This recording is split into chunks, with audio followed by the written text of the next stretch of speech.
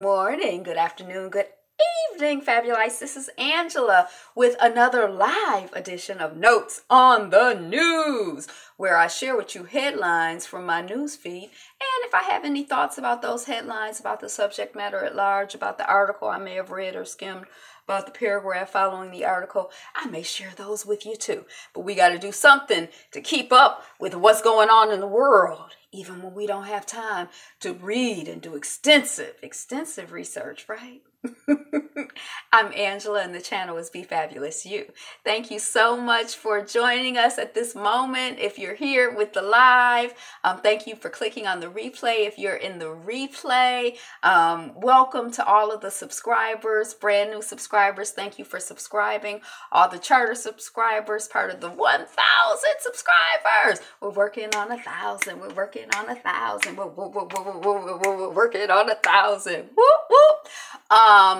If you're not a subscriber, go ahead and consider subscribing. Welcome back for all of y'all who have been with me before. And if you're brand new, welcome. All right, let us proceed with the notes from the news feed. Okay. Studies suggest cell phone radiation doesn't threaten humans. I don't know if I believe that. I think they've been doing an experiment on us for the last few 20, 30 years. How long have cell phones been around? And now some of us, like me, I have 2 devices and I try not to sleep with them by my head. I try to not keep things just close to my body and on my body all the time. But, sometimes I don't know. They say the studies are suggesting that it doesn't threaten humans. So let us pray that the studies are correct. The suggestion of the studies are correct. Cape Town builds temporary desalination plants as water supply approaches day zero. They about to run out of water in Cape Town. So they're building temporary desalination plants because they're on the coast. So they can get water from there and they have to, pull the salt out so that it's potable, so that it's drinkable, so that it's usable. Now, I don't know why they're building temporary plants instead of why they haven't built something more permanent, even if it was on a small scale.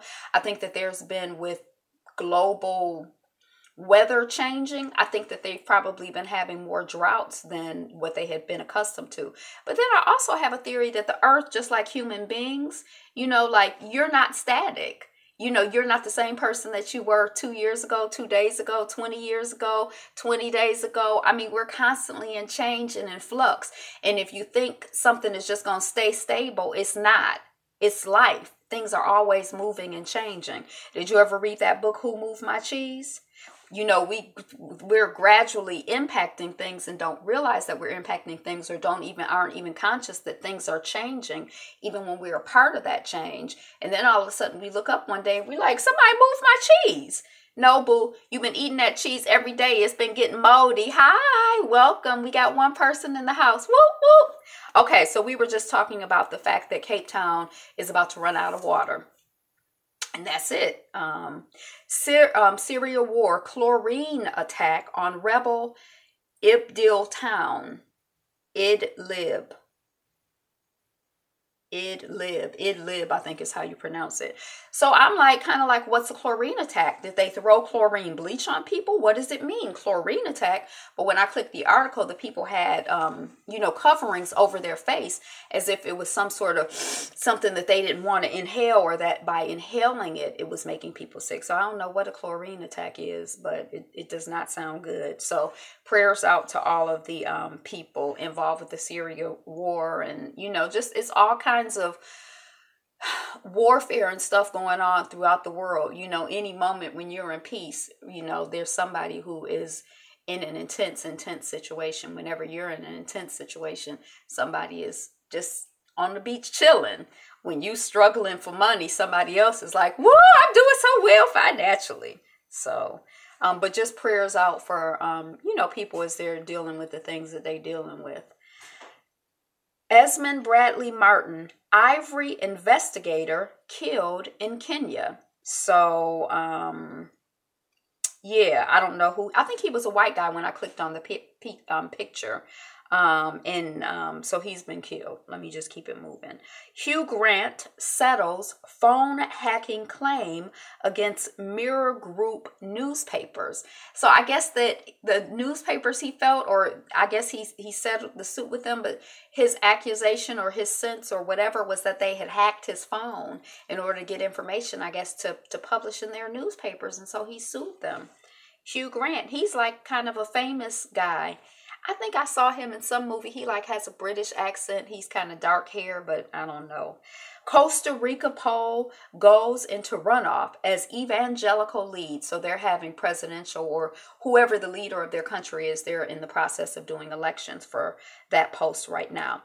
Russia orders its jets in Syria to fly higher after rebels shoot one down, kill pilot. So rest in peace for that pilot.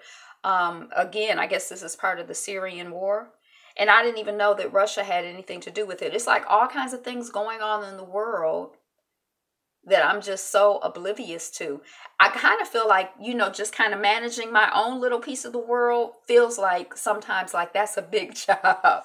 But I do want to be more aware. That's why I'm trying to stay more on top of world news, of what's going on in the world and who the players are. And the British hacker accused of breaking into U.S. government computers has won his extradition challenge. I think that the United States was trying to get him extradited here so that he could get tried, and I think he won, so he don't have to come to the United States.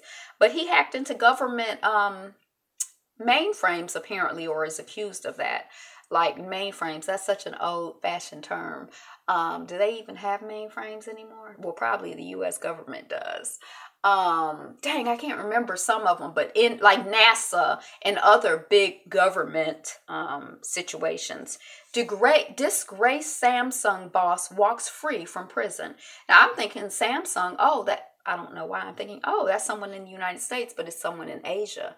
Maybe Korea, but I don't remember. Shooter was detained and fully aware of his actions, showed no remorse, police say. This is the shooter in, I think that this is the shooter in Italy who shot 6 African or black-skinned migrants and went around, and that's the one when they caught him, he was wrapped in an Italian flag, and he's basically like, I'm doing it for my country. These 6 random people, I got to get them. I guess that was how he was processing it. Salah, and may the people who got shot and their families and communities just have peace and clarity. Salah Abdeslam. Paris suspect attacks anti-Muslim bias.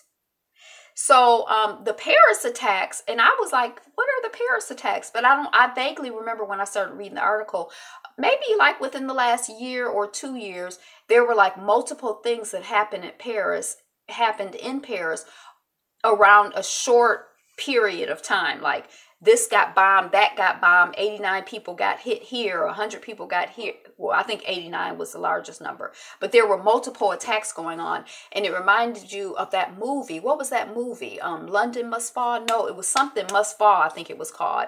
And these people, hey, Thomas, these people had planned these terrorist attacks. And there were world leaders throughout the world who were in London. It might have been London Must Fall. I don't know. But anyway, and, they hit this person, and they hit this bridge, and they hit the Eiffel Tower, and they hit this, and they hit that. They was hitting a whole bunch of stuff like at the same time and knocking out these world leaders in this movie. And that's when I saw that, when I heard about the Paris attack at the time that it was happening. I'm like, that's like that book, Paris Must Fall, that movie, Paris Must Fall. I can't remember what it was called. But anyway, moving on. Next case. Latin American leaders are trying to hold on to power, but instead, Ecuador just reinstated presidential term limits. So throughout the world, and I guess in Latin America, hi, fabulous, Miss Smurfette. Miss Smurfette says hi, fabulous. Hi, Miss Smurfette. So, I guess just like in a lot of the African countries, I guess a lot of people in Latin countries or other places in the world where they have power, they don't want to, they like, I'm president and I want to continue to be president, or I'm the head of the state. I want to continue to be the head of this country. So term limits, sperm limits, I'm not trying to hear that. Let's keep it, the way it is. It's good. And the people are like, no. And a couple places in Latin America or Ecuador reinstated presidential term limits. So they said, the Ecuadorian people said, no, we're not in favor of you just staying in office forever. You's got to go. Even if you Obama, after 2 terms, it's time for you to move on out. Costa Rica election, conservative leads in presidential poll. The teen rescuing street children I know, good for them. It's good for democracy, and having your voice heard is good for everybody. Now, whether the people in charge are going to heed the people's vote, that's a whole nother situation. The teen rescuing street children in Nigeria, he was spending time with a lot of young people don't have a place to live in a lot of places in the world, and they're homeless, and they spend a lot of time begging, and they live with each other, and they're orphans, or their home situation is not good. It's way more common in other parts of the world than it seems to be in the United States. And this young person, because he's now in college, but I think around the time that he was 13 or 14, he started spending time with some of these kids, and I think that one of these young people kind of caught his attention, invited him to play chess or something, and he's just been involved. And he has an organization, I think it's called Street Priests, and he says nobody ordains you to be a street priest, basically, but God. And so he's just out here. He raises money to pay people's school fees. He raises money for food. And he said that really what got him is one time he was like at the house or at the place where a lot of these children live, and when he was getting ready to leave, one of the children grabbed him. Now, mind you, he was 17, 18, 19. I think he was like a teenager at that time and working to raise money to pay his college fees. And one of the children grabbed him and said, and he assumed, oh, this kid is about to ask me for some money. And the child held his hand and said, can you come back again? Can you come back and visit? And that just kind of touched his heart. That would touch my heart too. So yay, we got 2 people in. We got 1 like. Thank you, thank you, thank you. Okay. So that was, I wish I knew his name. I don't know his name, but it's coming off of BBC if you want to look it up. Okay, Cape Town's poor unfairly blamed for the water crisis. So this is looping back to a story we talked about right at the beginning. That Cape Town is about to run out of water. They're trying to figure out how to... stuff is jumping on my phone right now. They're trying to figure out desalination plants, what they're going to do. Because it's like day 0 is approaching. I guess day 0 will be when they don't have any more water. Their reservoirs are going down. It's the danger zone. It's a challenge going on. And so this article, now I haven't read it, it's coming off of Atlanta Black Star, but it says the poor are being unfairly blamed for the water crisis. Don't we blame poor people for everything? Anything wrong in the world, we'd be like, blame it on them. I've been following this. Wow, you said Smurfette. I've been following this Cape Town thing because I'm like, they gonna run out of water, and then they're coastal. So I'm like, don't they have the water? But it is that water is salty. So today I just read that they're setting up temporary desalination plants. Maldives orders army to resist any Supreme Court impeachment order. Now, this was interesting to me. I skimmed the article, but it seemed to me that it's almost like our President Zero. It's that type of situation where there's a movement by the people. There's a movement by the law. Yeah, that ticks me off. Still can use salt water. So there's a movement in Maldives or whatever, and the Supreme Court has said the president has to go. He's illegal. It's a problem. This is the impression that I'm getting. And the president is like, I'm not going nowhere. And there are parts of the government that are like, he's not going nowhere. So just like in our government, if something happened and, he got impeached, or the people were, or Mueller or whatever was like, Mueller, is it Mueller or Mueller? If the investigation shows, hey, he's, there's collusion, even though our stable genius says there is no collusion, there has been collusion, here's the evidence, him and his people discrediting the FBI, all of that stuff, would say, hey, that's a lie. The FBI is some bull. We don't trust it. We're not going nowhere. President Zero is here to stay. Now, what you gonna do? And what do we do? I mean, the last time that we had this thing, which really, if you look at the history of the country, it seems like these crises are coming closer and closer together. The last time the guy stepped down, is this guy gonna step down? He don't seem like he gonna step down. His people don't seem like they. If they didn't impeach Clinton till now, they won't do it at all. But good point, Clinton. Yeah. So yeah, the Republicans are not going, I don't believe that they're going to impeach. But if Mueller's investigation finds in the 2000 presidential election in my country, I ran the 2000 presidential election in my country, huh? We got to talk about that. But so I was kind of curious and sort of interested to see what's going on in other parts of the world. And like when the people like in, Clinton Lewinsky, yeah. But not that long ago, we had Nixon, and Nixon stepped down. And what he was accused of, or what they say he did, some people are theorizing it's nothing compared to what's going on now. So yeah, let me stay focused, because I don't want the replay to be too far off. Oil tanker with 22 Indian crewmen missing off of Benin. So somewhere off the coast of Africa, there's a oil tanker that's missing. And I was kind of like, so are they drilling oil? Like, I don't understand what's going on. And when I skimmed the article, this is the second or third big vehicle that's been missing. Now, you may or may not remember that in this region of the world, it was a submarine that went missing. There was some sort of bomb explosion that was detected on some people's radar, and then they've never found the submarine. And I was like, well, how did the submarine go missing? Remember when the plane went missing a few years ago? Where did the plane go? I mean, how did a plane disappear with no trace? It just seems like there would be some pieces of something somewhere, unless somebody got that submarine, unless somebody got that plane. And they're saying that this oil tanker with these 22 Indian crewmen, that there have been a couple incidents in that region of the world where people are just taking, these boats and asking for money or demanding money, like pirates. They're pirates. They like take the stuff and then they like, if you give me $6 million, I'll give you your oil tanker back, India. So I suspect that this submarine that is missing and this plane in Malaysia, I think it was a Malaysian Airlines plane. I'm like, where are they at? I suspect that it's somebody, maybe they're not a pirate, they're not trying to get money for it, but they snatching up and collecting, other people's stuff, other people's property, OPP. I don't know. Heaviest snowfall on record blankets Moscow. The world. There's all kinds of stuff going on throughout the world. North Korea to send ceremonial head Kim Jong-nam south. So, there's this whole drama between war between North Korea and South Korea.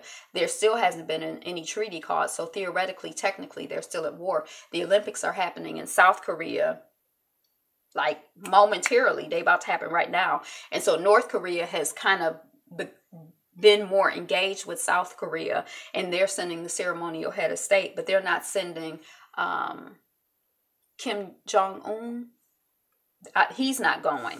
Maldives orders army to resist any Supreme Court impeachment order. We talked about that. Okay, so that's all I got for my notes on the news. Have I missed anything that's going on in the world? I haven't checked my news for a couple of hours. I had to make an airport run. So I don't know. Did anything exciting happen while I think I checked it at like 8:30 this morning. But that's all I got. So thank you so much for tuning in, watching live, on replay, all of that other good stuff. Like, share, comment, subscribe. No, ma'am, you got it and more. Woo! It's a lot going on in the world. It's a lot to me. Thank you for being here, Miss Murphet. I appreciate you. Do you have a page? Are you an active YouTuber? Do I follow you? And support Fabulous. And support Fabulous. Yes, yes, yes, Fabulite. Yes.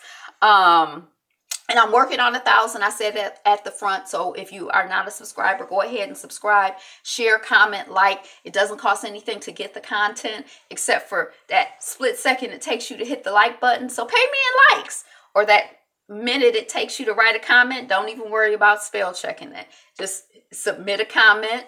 A moderator need to open up my page. Oh, okay. Okay. Oh, I saw you on somebody else's page moderating, because I went to a couple lives over the weekend. This is a whole new phenomena out here, these lives. Like, comment, share, subscribe. All of that stuff is a blessing to me. It's a blessing to you. Let's bless each other. We're working on 1,000. We're working on 1,000. Today is the best day ever. You are the greatest. So be you. Be fabulous. Be fabulous. You. Be you. Be fabulous. They got me. It's a be fabulous you. 10, 9, 8, 7. Be you. Be fabulous. Be fabulous you. Thank you, Miss Murphy. I'm checking out now. Peace. Yay.